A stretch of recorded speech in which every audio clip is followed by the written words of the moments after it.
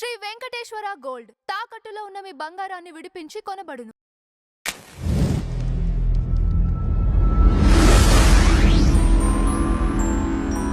Sir నమస్కారం. శ్రీమాత్రే నమః. సార్ చాలా కాలం నుంచి మనం ఈ మొక్కుబడులు అనే పేరు వింటూ ఉంటాం. అవునండి, అవును. అంటే దేవుడికి మనిషికి మధ్య అవును. ఒక రాయబారం లాగా అనిపిస్తుంది నాకు. అదేంటంటే ఈ ఈ పని అయిపోతే, నేను మనసులో అనుకున్న పని అయిపోతే నేను నీకు ఇదిగో పలానాది ఇస్తాను, లేదంటే నీ కొండకు నడిచి వస్తాను, నీకు ఇదిగో పలానా పలానా అని మనం కిరీటాలు ఇవ్వటం కూడా చూసాం. అవునండి, అవును, అవును. మరి దీన్ని ఎలా చూడాలి సార్ అసలు? మంచి ప్రశ్న వేశారండి. దీన్ని మొక్కుబడి అని మనం వాళ్ళు మొక్కుకున్నప్పుడు ఇంట్లోనే కొంతమంది ముడుపు కూడా కడతారు. ముడుపు కట్టడం, ఫలానాది పని అయిపోతే నీకు నేను వస్తాను అనుకోవడం, ఇవన్నీ ఏంటంటే త్యాగము అంటారు దీన్ని. అంటే నేను ఒక విషయాన్ని త్యాగం చేస్తున్నాను నీకోసం, నా సంకల్పం ఇది ఉంది కాబట్టి నేను ఒక విషయం త్యాగం చేస్తున్నాను, నాకు ఆ త్యాగాల్లో కొంతమంది కొన్నిటిని వదిలేస్తారు కూడా. కాశీకి వెళ్ళి కొన్ని వదిలేస్తారు, మీకు తెలిసే ఉండి ఉంటుంది.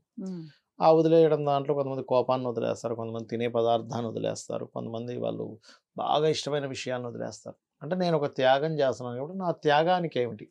ఇప్పుడు మీరు కనుక కొన్ని పురాణాల్లో వాటిల్లో రావణాసురుడు, కొంతమంది రాక్షసులు రాక్షసంగా కొన్ని సాధనలు చేసిన ఉంటాయి. బొటన వేలు మీద నిలబడి చేస్తాడు, ఒంటి కాలు మీద నిలబడి చేస్తాడు, తల కిందకి కాలు పైకి పెట్టి చేస్తాడు.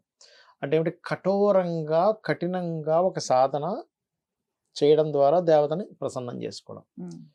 నేను ఈ త్యాగం చేస్తున్నాను, నేను నీకు ఈ త్యాగం చేస్తున్నాను, నీకు ఇది ఇస్తున్నాను స్వామి, నాకు ఇది అంటే నా సంకల్పం, నేను నీకు ఒకటి ఇచ్చి నేను తీసుకునేలాగుందనే ఒక సంకల్పం. కాబట్టి ఇది ఒక రకంగా మొక్కుబళ్ళు. అయితే ఆయనకి అది ఇవ్వాలా, ఆయనకి ఎక్కడి నుంచి ఇస్తున్నాం? ఆయనదే మొత్తం, ఆయనదే ఆయనకి ఇస్తున్నాం. ఎలా అంటే ఇప్పుడు చిన్నపిల్లడు చూడండి, మనకి ఇంట్లో మీ పాప ఉందనుకోండి, చిన్నప్పుడు మీ పాప ఒక సంవత్సరం 6 నెలలప్పుడు అప్పుడప్పుడు బుడ్డి అడుగులు వేస్తున్న పాప, మీరు ఏదో అక్కడ దోశ తినిపిస్తుంటే ఆ దోశ ముక్క తీసుకొచ్చి మీ నోట్లో పెట్టింది, ఎంత మర్చిపోతారు. అదొక ఫీల్. ఇదేంటి, ఇది నాదే కదా, ఇది నేను సంపాదించింది కదా, నాది నాకు పెడుతున్నావు ఏంటని అనుకోం. ఆ మురిసిపోతాం మనం, అబ్బబ్బా ఈ అమ్మాయికి నాకు తినిపించాలని ఉందని ఎంత మురిసిపోతాము. దేవత కూడా మనం ఏదైనా ఇచ్చేటప్పుడు ప్రేమగా అది ఎక్కడ మరి ప్రేమను చూస్తున్నాం అక్కడ. అంటే నా మీద లవ్ ఉంది కాబట్టే మా పాప నా నోట్లో ఆ దోశ ముక్క పెట్టిందని ఫీల్ అవుతాం. అంటే నేను ఎంత ఇష్టమో దీనికి అని మురిసిపోతుంటాం కదా. అలా మనం ఎప్పుడైతే ప్రేమతో ఇవ్వగలగాలి దాన్ని, అంతే మీరు ఇందాక అన్నారు ఒక బిజినెస్ లా ఇవ్వకూడదు. స్వామి నేను నీకు ఇది సమర్పిస్తాను, ఎంతో ప్రేమతో. అక్కడ ప్రేమ అనేది లేకపోతే, భక్తి ప్రేమ అనేది లేకపోతే మీరిచ్చే మొక్కుబడికి ఉండదు. అది నేను మీకు చిన్నపిల్లల ఉదాహరణ ఎందుకు చెప్పానంటే, అక్కడ మీరు లవ్ చూస్తారు ఆ పిల్లలు ఏం చూస్తారంటే, నేను తినిపిస్తున్నాను కదా, రోజు చూసింది నాకు తినిపించాలనిపించింది అంటే దానికి ఎంత ప్రేమ ఉంటే నాకు తినిపించాలని చూసింది అనుకుంటాం. అవునా కదా? అంతేగాని అక్కడ మనం ఏముందిలే మా ఆయన తీసుకొచ్చింది ఇది నాకు పెట్టింది, ఇది పెద్ద గొప్పే ఉంది అని అనుకోం. అట్లాగే ఈ విశ్వం మొత్తం అతనిది అయినప్పటికీ మనం ఎప్పుడైతే ప్రేమగా స్వామి నేను ఇవి నేను మీకు సమర్పిస్తున్నాను, నేను శాయశక్తులా ఈ విషయం గురించి నేను ప్రయత్నం చేస్తున్నాను, నాకు ఇది అయ్యేలా అనుగ్రహించు అంటే అప్పుడు ఆయన అనుగ్రహిస్తాడు. నేను ఇది ఇస్తున్నాను కాబట్టి నాకు ఇవ్వంటే అనుగ్రహించడు. ఇంకోటి ఇలాగే ఒకసారి నా స్టూడెంట్స్ ఒకళ్ళు వాళ్ళు ఏదేదో ల్యాండ్ అమ్ముడు పోవాలి. మనకి ఇక్కడ కాళికాదేవి టెంపుల్ ఉంటుంది అండి, అదేదో పేరు ఉంటుంది, శ్రీశైలం వెళ్ళే రూట్లో ఉంటుంది పెద్దది కాళికాదేవి టెంపుల్. అక్కడ వాళ్ళు ఏదో మొక్కుకున్నారు.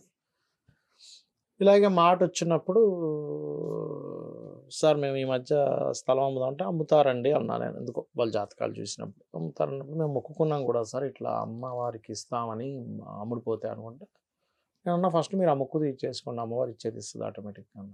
అదేంటి సార్ ముందు ఎలాగా తీర్చేగట అంటే, మీరు ఫస్ట్ మీకు నమ్మకం ఉంది కదా అమ్మవారు ఉందని నమ్మకం ఉన్నందుకే మీరు మొక్కు పెట్టుకున్నారు.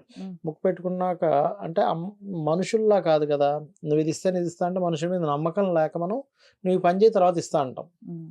దేవుడి మీద నమ్మకం లేదా, ఉంది కదా, ఉన్నప్పుడు మీరు అది చేయండి వెంటనే పని అవుద్దంటే వెంటనే అది చేసేసారు వాళ్ళు. అమ్మవారు ఇచ్చేది ఎందుకంటే దేవత ఎప్పుడూ కూడా రుణం ఉంచుకోదు.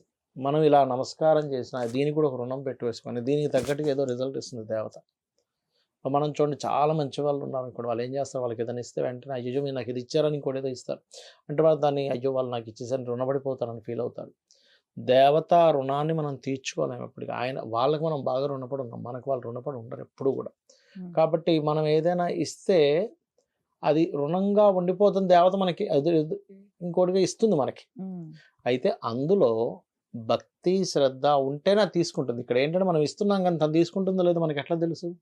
మీరు ఇంట్లో ఒక ప్రసాదం పెట్టారు దేవతకి, ఒక మంచి చక్కగా ఒక జిలేబియో లేకపోతే ఒక మంచి దద్దోజనమో పులిహోర ఏదో పెట్టారు, అది తీసుకుందని మీకేంటి చెప్పండి?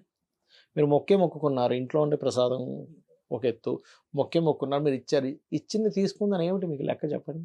ఓకే, మీరు వేసేసారంటే తీసుకుంటుందా? అట్లా తీసుకోదు దేవత. మీరు మొక్కిన వెంటనే తీసేసుకుంటుందని ఏమీ లేదు. మీరు భక్తి శ్రద్ధ భావన ఈ 3 ఉంటేనే తీసుకుంటుంది. ఇప్పుడు మీరే ఉన్నారండి, ఎవరో ఏదో ఇవ్వడానికి కూడా వచ్చారు, మీ చుట్టాలను మీ ఫ్రెండ్స్లో, మీకు తెలిసిపోయింది అదేదో నమ్మకం లేక ఏదో ఇష్టం లేక ఇస్తుంది, మీ మీద పెద్ద ఇదేం లేదండి, వాళ్ళకి ఏదో ఇంక ఫార్మాలిటీ కోసం ఇస్తుందని తెలిసిందని మీరు తీసుకుంటారు అసలు? ఒకవేళ తీసుకున్నా ఎవరో ఒకరికి ఇచ్చేస్తారు, పక్కన పడేస్తారు. మనసుతో స్వీకరించరు దాన్ని. కరెక్ట్. మనసుతో మీరు ఎందుకు స్వీకరించారంటే వాళ్ళు ఇచ్చే వాళ్ళు కరెక్ట్ పర్సన్స్ కాదు, అంత స్వార్థం. మీ ఇంటికి మీరు ఎవరో ఇంటికి వెళ్ళారేమంటే, మీరు మీతో ఈ పని అవుద్దని మీకు తీస్తున్నాను అంటే మీరు తీసుకుంటారా? అమ్మ అంటే ఈ పని చేసి పెట్టకపోతే నాకు టీ ఇవ్వవా అనుకుంటారు కదా. అట్లా ఈ పని అవ్వాలి కాబట్టి ఇస్తున్నా అనుకోకండి మొక్కుబడి చేసేటప్పుడు. ఓకే స్వామి నువ్వు తప్ప నాకు మరొక దిక్కు లేదు, అది నీ వల్లే అవుతుందని నాకు తెలుసు, భక్తిగా నేను నీకు ఇది సమర్పించుకుంటున్నాను అనుకుని ఇవ్వండి, అప్పుడు పని అవుతుంది. Right sir, thank you so much. శ్రీమాత్రే నమః.